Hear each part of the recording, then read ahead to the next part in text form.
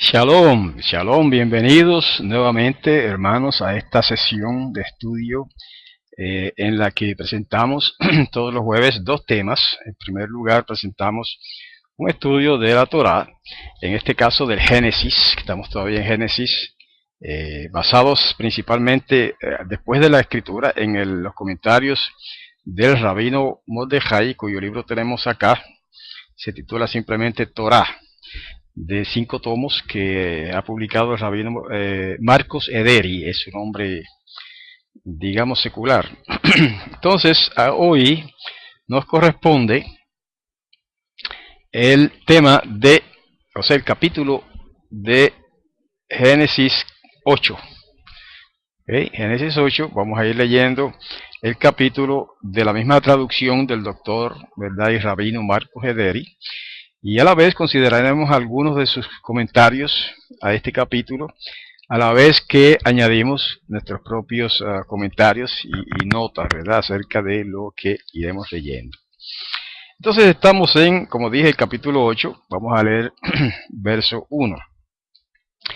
Dice, acordóse Elohim de Noah, o sea, Noé, y de todas las fieras y de todos los animales que se hallaban con él en el arca, e hizo pasar Elohim un viento sobre la tierra y amainaron las aguas. Hay que recordar que en el capítulo anterior habíamos dejado, ¿verdad?, según la lectura, el planeta todo anegado, inundado en aguas que habían brotado del abismo, como dice la escritura en hebreo, Tehom, y también de las nubes, ¿verdad? Una lluvia incesante por 40 días y 40 noches, y más el agua que subía del abismo, o sea, de los océanos, de las profundidades. Entonces habían inundado toda la tierra. Según el relato de Génesis, fue un diluvio universal. Entonces aquí el capítulo 8 continúa esa secuencia, ese relato, y comienza diciendo que se acordó, o acordóse, como traduce el rabino, Elohim de Noah. No hay que pensar necesariamente que este verbo, ¿verdad?, se acordó, implica de que Elohim se había olvidado de Noah, sino que esa manera de decirlo, esa expresión, se acordó Elohim de Noah, lo que significa en realidad es que fijó Elohim su atención en Noah. O sea, después de haber estado navegando, digamos, flotando en el arca que había construido por orden de Elohim, por todos esos días, todos esos 40 días y más. Entonces dice que Elohim se acordó de él, o sea, que prestó atención, que dirigió su atención hacia Noé o Noah en este momento particular. ¿Ve? Y se acordó también, o sea, fijó su atención, o sea, pensó en las fieras, los animales que se hallaban con él en el arca, e hizo pasar Elohim un viento sobre la tierra y amainaron las aguas. Tenemos que detenernos aquí para acotar que, fíjense que es curioso que en varias ocasiones, más de una, más de dos, en la Torah, vamos a decir en el Tanaj, en las escrituras en general, se representa la acción de Elohim, del Todopoderoso, por un viento fuerte, un viento tempestuoso en cierto modo. Uno es en Génesis capítulo 2, o sea, capítulo 1, verso 2, ¿verdad?, donde dice que según varias traducciones, un viento tempestuoso rabiaba sobre la superficie de las aguas en la creación original del planeta Tierra, cuando estaba, según se describe allí en hebreo, tohu o abohu, o sea, estaba informe, el planeta sin forma y vacío todavía. Entonces, en esa situación se describe en Génesis 1 que soplaba sobre la superficie de esa creación primigenia un viento tempestuoso, que algunos traducen el espíritu de Elohim, ¿verdad? Porque en hebreo dice Ruach Elohim, pero ya hemos explicado que Ruach Elohim se puede traducir también como un viento de Elohim o un viento poderoso. En ese caso la palabra Elohim sería un adjetivo y está muy bien traducido, Elohim, Ruach Elohim, como un viento poderoso, o como traduce el doctor Smith, en la Biblia llamada una traducción americana, un viento tempestuoso. Ok, esa es una instancia, un caso en el que se relaciona un viento fuerte con una acción del creador. En este caso tenemos una segunda mención. Capítulo 8, verso, apenas estamos en el verso 1 del capítulo 8 de Génesis, y ya se menciona otra vez algo semejante. Dice que hizo pasar Elohim un viento sobre la tierra y amainaron las aguas. Que aunque ahí no diga que era un viento fuerte, se sobreentiende, ¿verdad?, que tiene que haber sido un viento fuerte. No necesariamente un viento tempestuoso, no necesariamente una tormenta, ¿verdad? Pero sí un viento, digamos, fuerte, poderoso, Ruach Elohim, otra vez, que causó que se secaran las aguas al cabo de un tiempo, ¿verdad? Claro, todo eso es un proceso, no fue que se secaron así como por arte de magia, sino que hubo un proceso.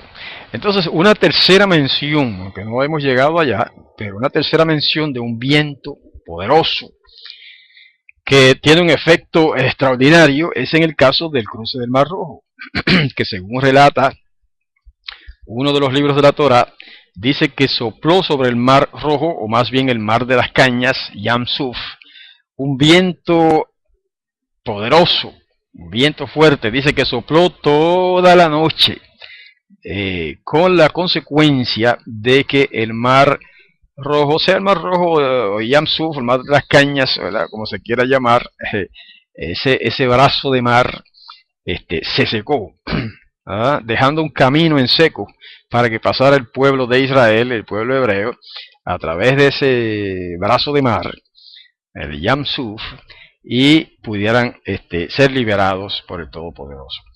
Entonces, ya tenemos con esas tres menciones de un viento fuerte de parte de Elohim, o sea, de Todopoderoso.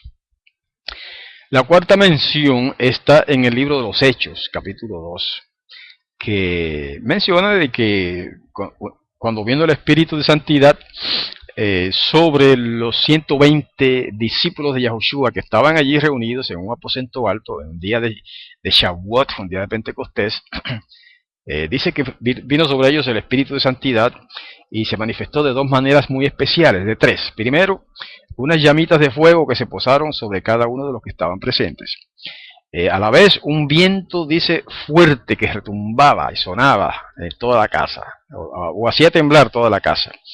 Y en tercer lugar, se manifestó la presencia de Elohim allí a través de lo que, bueno, llamaríamos el don de lenguas, ¿no? O se llamó más tarde el don de lenguas, que todas estas personas empezaron a hablar en distintos idiomas de las naciones.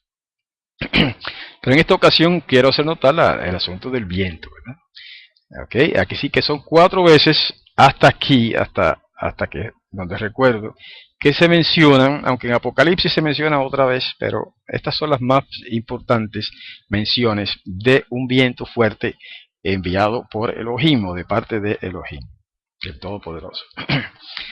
Así que ese viento contribuyó, ¿verdad?, o hizo, de alguna manera milagrosa tiene que ser, porque un viento solo no puede secar, ¿verdad?, todas esas montones de millones de toneladas de agua que habían cubierto el planeta. Es obvio que, como quiera, fue un milagro del Creador que se redujeran esas aguas en tan corto lapso, ¿verdad? Cuestión de algunos meses, digamos. Pero se menciona todo el viento como un símbolo. Me parece a mí que el viento, en este caso un viento de Elohim que soplaba sobre la tierra, puede verse como un símbolo, ¿verdad?, de una acción divina de reducir las aguas paulatinamente. Bueno, verso 2 dice: cerráronse las fuentes de las profundidades y las compuertas de los cielos, y quedó detenida la lluvia desde los cielos. Ajá. Aquí se menciona que se cerraron las fuentes de las profundidades. Sin embargo, aunque el rabino traduce así las profundidades, tenemos que hacer notar que en el texto hebreo, en realidad dice Tehom. Tehom es la misma palabra que se traduce abismo, en otros pasajes. Así que aquí lo que dice es que se cerraron las fuentes del abismo y las compuertas de los cielos se cerraron también y quedó detenida la lluvia desde los cielos. Cuando dice la compuerta de los cielos, se refiere obviamente a la lluvia tempestuosa, a la lluvia torrencial que cayó durante 40 días y 40 noches. Y que según muchos interpretan, se refiere o sea, el origen de esa agua tan intensa o fue un dosel de agua que se formó alrededor del planeta en la semana original de la creación, donde dice que el Elohim hizo separación entre las aguas que están sobre la tierra, sobre el cielo, vamos a decir, sobre la atmósfera, y las aguas que estaban en la tierra. Entonces ese montón de millones de toneladas de agua fue lo que descendió sobre el planeta, en este caso del diluvio de Noah, y cubrió todo el planeta. Entonces aquí dice que retrocedieron las aguas sobre la tierra y menguaron las aguas al cabo de 150 días. ¿Okay? Entonces se posó el arca en el mes séptimo, en el día 17 del mes, sobre las montañas de Ararat. Ajá, interesante. Fíjense que no dice literalmente sobre el monte Ararat, como se acostumbra a decir por ahí, ¿verdad? Sino sobre las montañas o los montes de Ararat. O sea que Ararat en realidad era una cadena de montañas. Eran varias montañas que se llamaba Ararat. ¿En cuál de esos picos, en cuál de esas montañas específicamente se posó el arca? Pues no lo dice la escritura, no lo dice.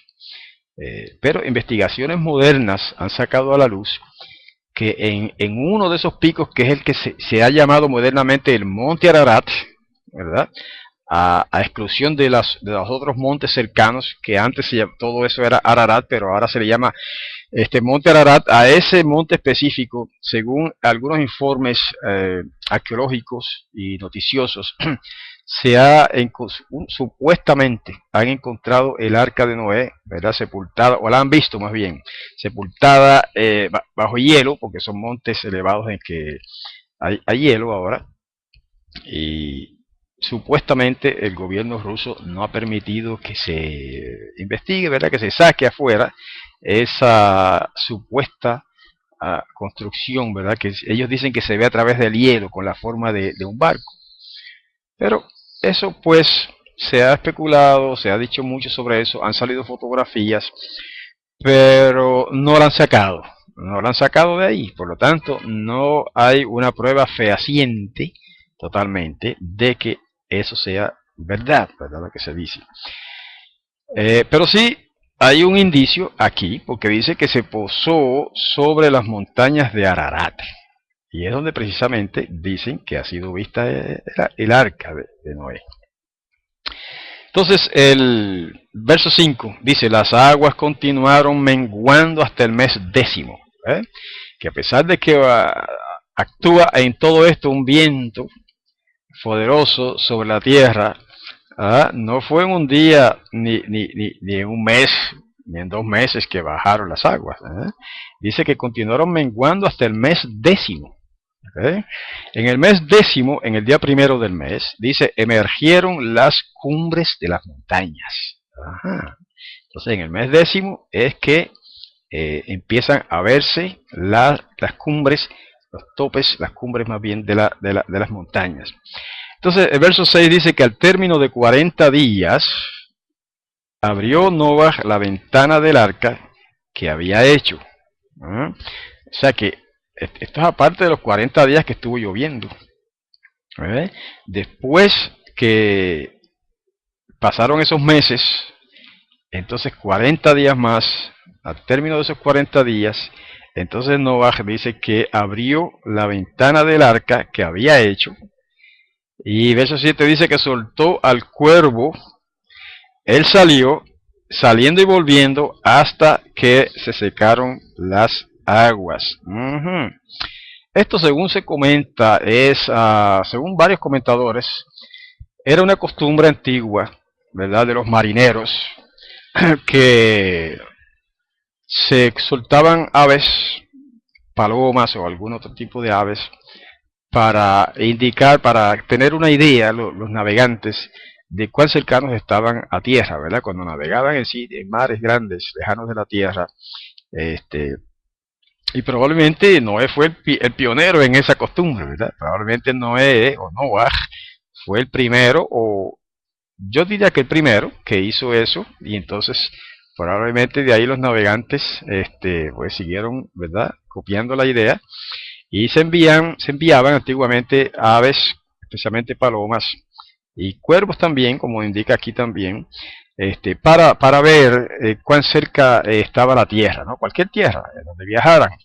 Si el ave volvía con alguna hojita en la boca, en el pico, pues entonces pues sabían que la tierra estaba cerca. Si no volvía, pues a lo mejor estaba más cerca todavía.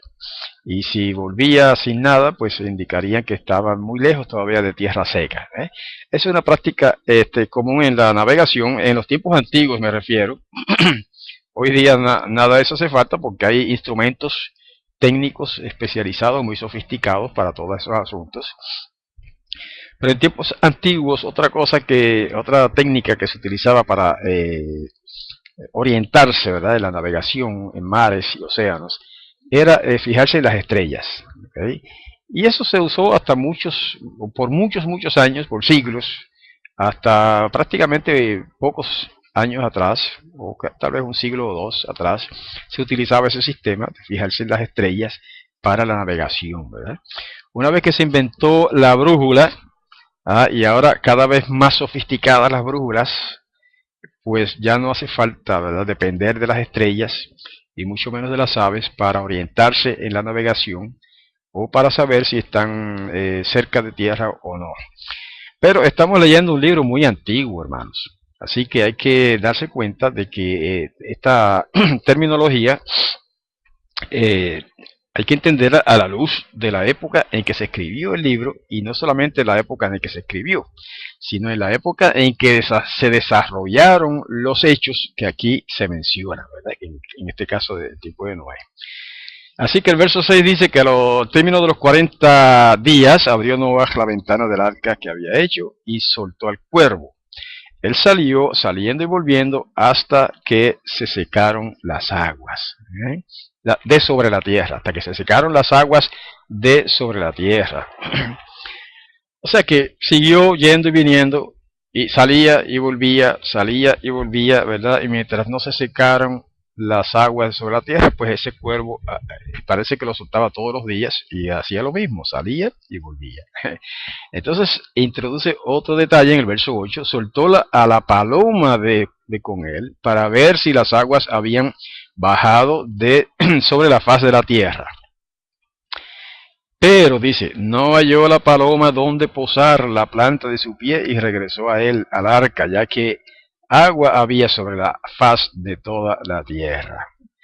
O sea que ni siquiera con la paloma pudo, digamos, constatar, ¿verdad?, que habían bajado ya las aguas, porque la paloma pues no encontró dónde posar la planta de su pie. Es curioso aquí que ustedes saben que en español generalmente se habla de pies cuando estamos hablando de seres humanos, y cuando hablamos de animales se habla de patas, ¿verdad? O sea, a lo que en los seres humanos se llama pies, en los animales generalmente se le llama patas, ¿verdad? Igual que la mesa tiene patas, no tiene pies, ¿verdad? Así los animales tienen patas, no tienen pies. Pero en el lenguaje moderno, al menos en español, hay esa diferencia, pero en hebreo no hay esa diferencia. En hebreo dice, usa la misma palabra, ¿ok? Raglá, de kaf raglá, la planta del pie. O sea, la misma palabra para el pie del hombre se usa para el pie de los animales, o si usted prefiere, pues la pata de los animales. Es simplemente un datito curioso del idioma. Ok, entonces dice, terminando el verso 9, ya que agua había sobre la faz de toda la tierra, tendió su mano, Noah, y la tomó y la trajo hacia él al arca. O sea, la paloma entró al arca porque eso indicaba que no habían secado las aguas todavía. Verso 10. Esperó más otros 7 días y volvió a soltar la paloma desde el arca. Fíjense que Noé o Noah está contando el tiempo a base de 7 días, ¿verdad? 7 días. Y habla de meses. Y de 7 días, que es una semana. Entonces, eso es un buen indicio de que aún en aquel tiempo tan antiguo como el tiempo de Noah, ya existía la semana, existía el concepto de la semana. Y aquí no especifica en base a qué se contaba la semana, pero simplemente se menciona un periodo de 7 días. Bueno, dice que esperó otros 7 días y volvió a soltar la paloma desde el arca.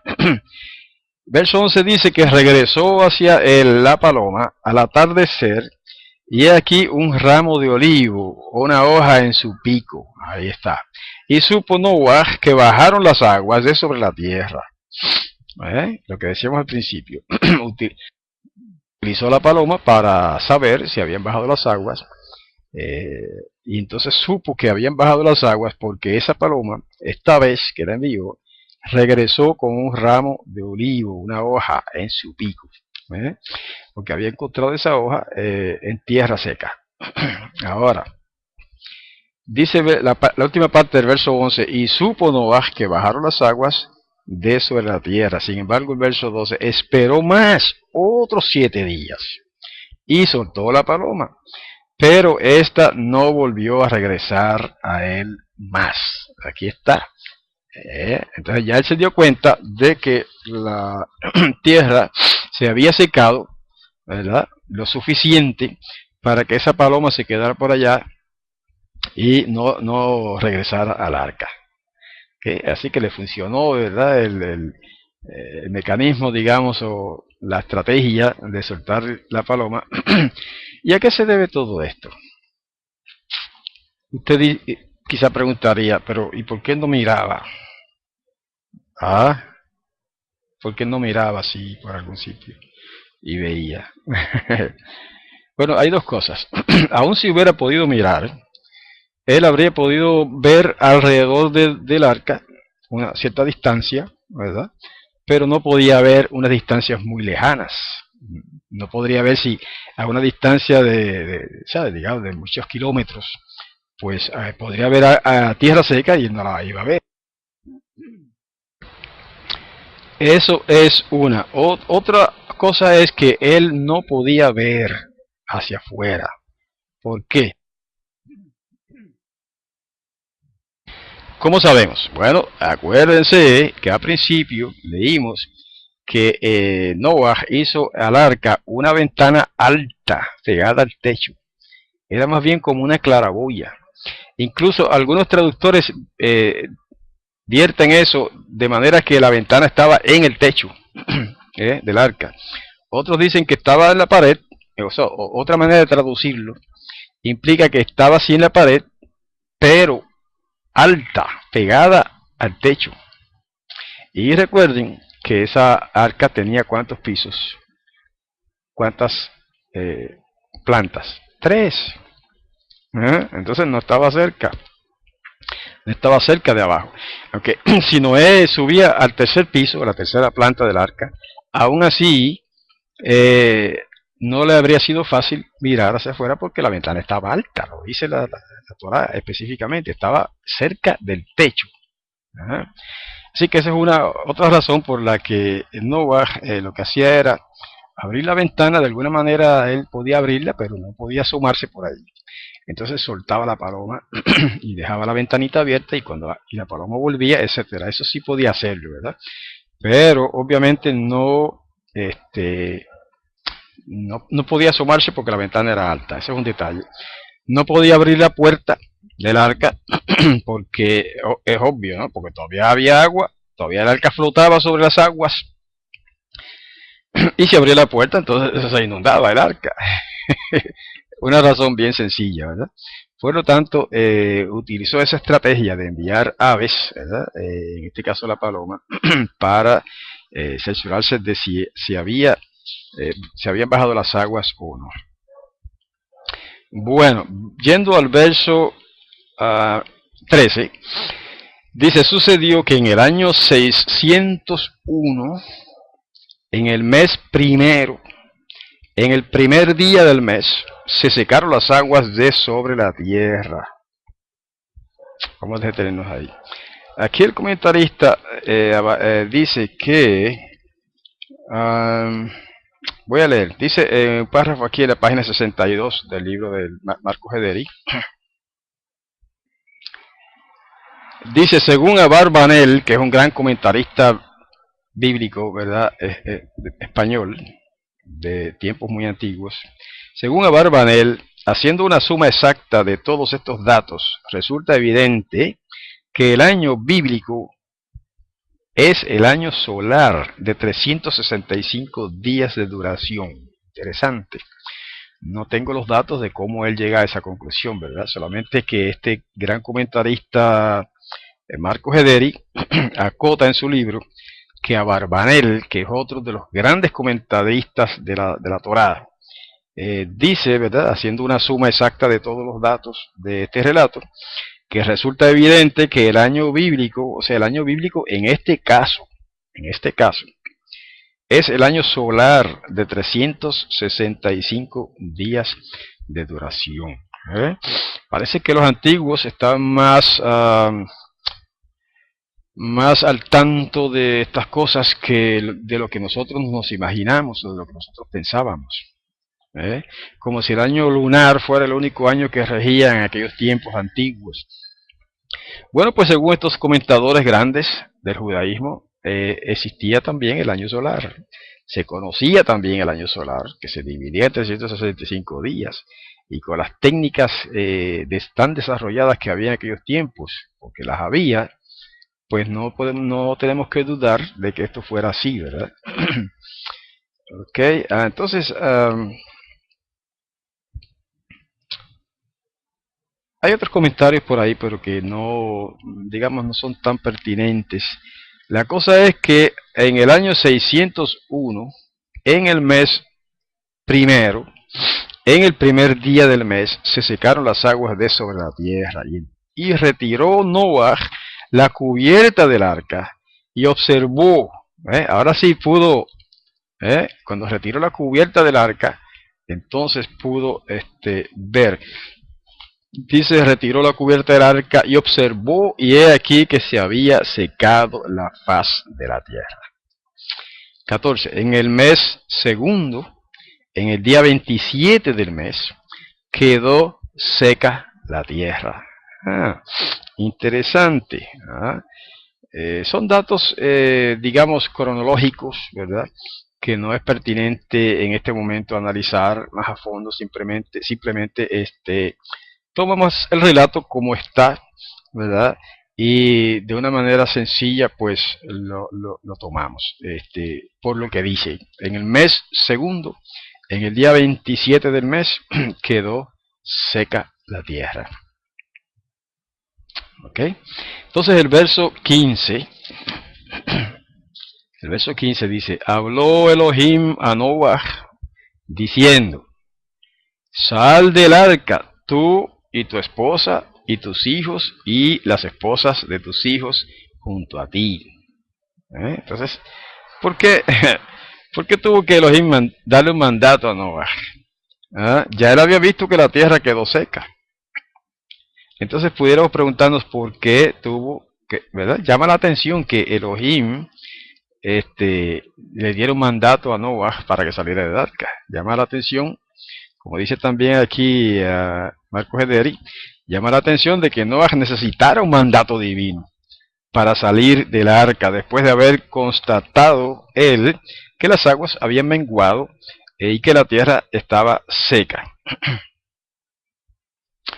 Bueno, Abarbanel, entre otros comentadores, implica o dice que lo más probable que se debió ese mandato divino a que Noah, al presenciar ese cataclismo tan terrible, tan monumental, estaba aterrorizado, o estaba al menos temeroso, ¿verdad? De salir. No sabría quizá qué esperar, ¿verdad? No sabría quizás qué hacer de momento. Sabía que en algún momento tendría que salir del arca, pero porque Noah fue un profeta para su tiempo, según Noah recibió las instrucciones de introducir en el arca los animales que iban llegando, ¿verdad? Y los iba introduciendo al arca. Según recibió instrucciones divinas para preparar el arca primero, luego preparar comida, alimento para animales y personas, todo eso por instrucciones divinas. Luego por instrucciones divinas hace entrar al arca a los animales. Luego por instrucciones divinas, o más bien el Todopoderoso fue el que cerró la puerta para que nadie pudiera abrirla. Entonces Noah tenía que esperar, en primer lugar, que secara las aguas y en segundo lugar, que se abriera esa puerta, que me la imagino como una puerta bastante grande, ¿verdad? Quizá gigantesca. Y sea que Elohim abrió la puerta, o sea que Noah abrió la puerta. Como quiera, Noah aparentemente tenía miedo de salir y de enfrentar ese terrible cataclismo que se había desarrollado y que había acabado con prácticamente, bueno, con toda la humanidad y todos los animales menos los que estaban en el arca, ¿verdad? Todos los animales de la tierra, obviamente, y del aire, que estaban, con excepción de los que estaban en el arca. Así que el hombre estaría asustado, es normal, es natural que el hombre estuviera asustado, no encontraría qué hacer de momento, ¿no? Pero por eso es que necesita, según los comentaristas judíos, por eso fue que necesitó un mandato divino. Y el verso 15 dice, habló Elohim a Noah diciendo, sal del arca, tú y tu esposa y tus hijos, y las esposas de tus hijos junto a ti. Sigue la instrucción, todos los animales que están contigo, de toda criatura, aves y animales y todo reptil que repta sobre la tierra, harás salir contigo. O sea que Noé tenía ahora la responsabilidad de hacer que todos aquellos animales salieran, ¿verdad? O iniciaran al menos su viaje hacia fuera del arca, ¿eh?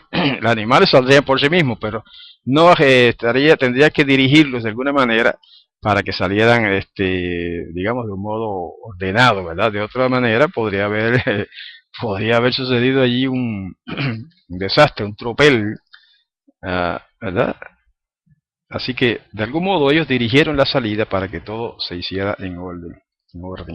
Entonces sigue diciendo el verso 17, pulularán en la tierra y fructificarán y se multiplicarán sobre la tierra. Ahí termina el mandamiento divino, ahí termina la orden, la mitzvah divina para que Noah y su familia saliera del arca y sacaran los animales.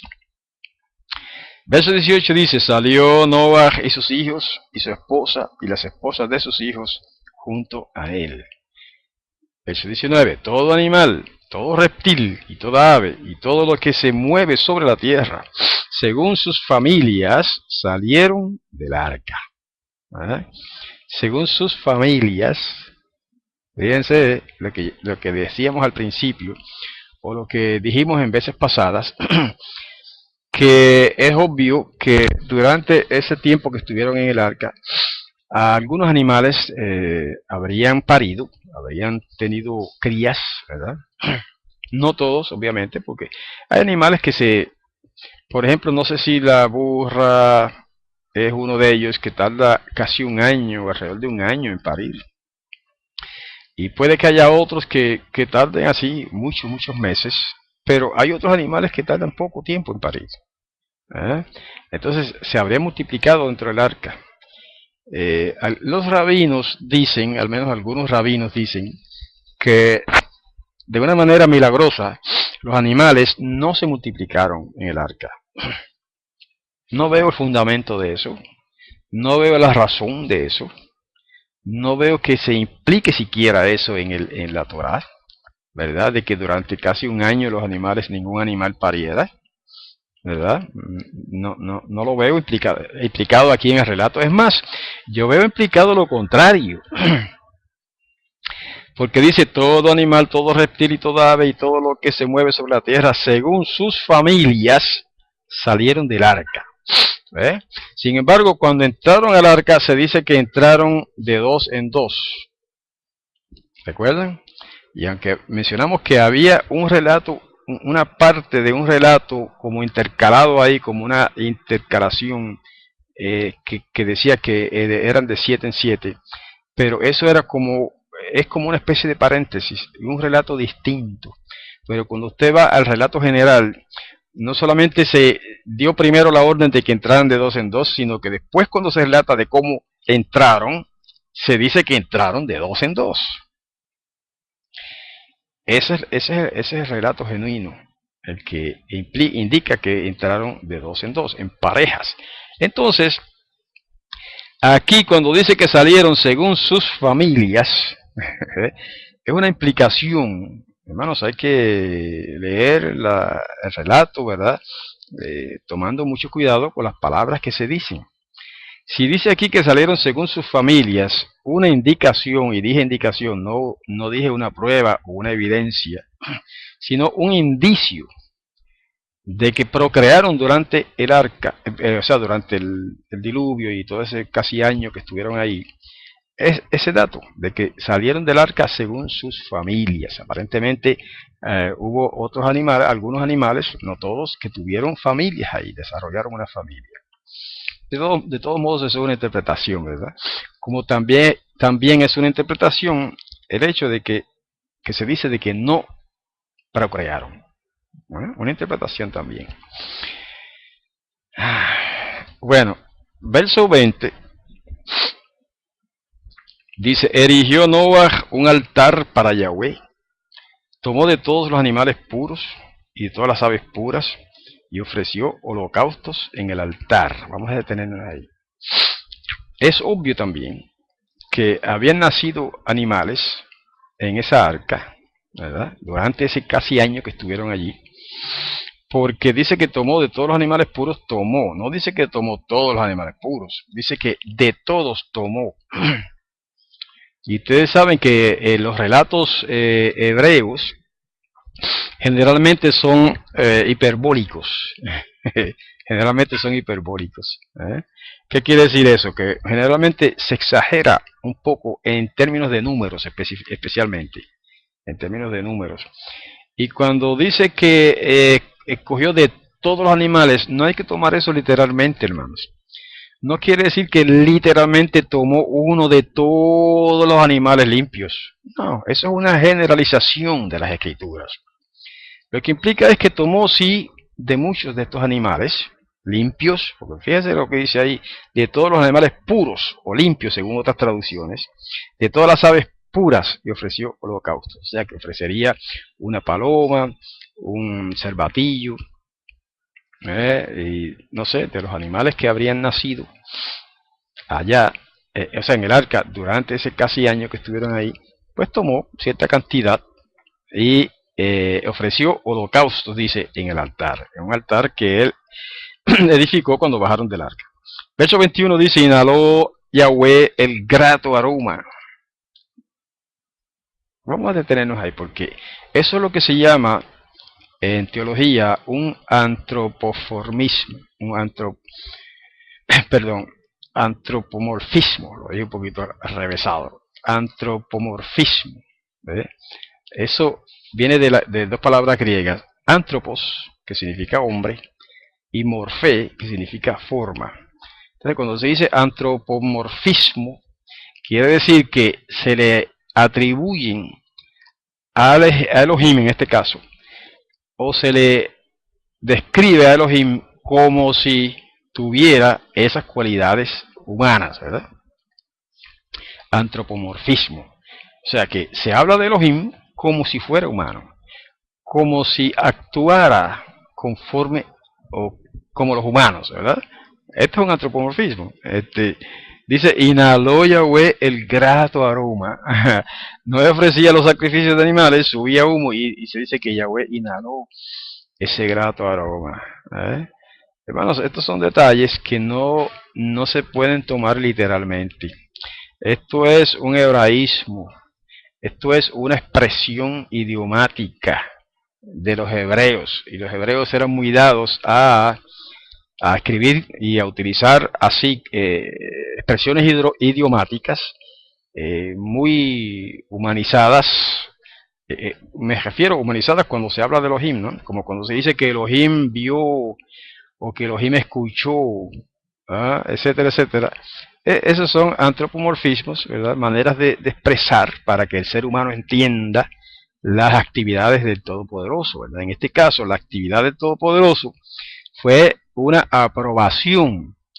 O sea que Elohim aprobó, en este caso fue Yahweh, o sea, se le llama Yahweh, aprobó los sacrificios que había hecho Noah, ¿verdad?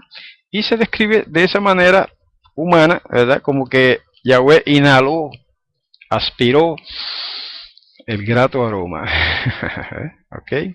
Dijo Yahweh a sí mismo: no habré de maldecir más a la tierra por causa del hombre, ya que el impulso del corazón del hombre es malo desde sus mocedades. Aquí está otra vez la frase que explicábamos la vez pasada, ¿verdad? El Yetzer Hará o el Yetzer Ra, la inclinación o el potencial para el mal que tiene el hombre en su naturaleza, creada por Elohim, pero se había degenerado tanto en estos tiempos, ¿verdad? En aquellos tiempos, que dice que por eso mandó el diluvio, pero luego ahora dice: no habré de maldecir más la tierra por causa del hombre, ya que el impulso del corazón del hombre es malo desde sus mocedades, ¿verdad?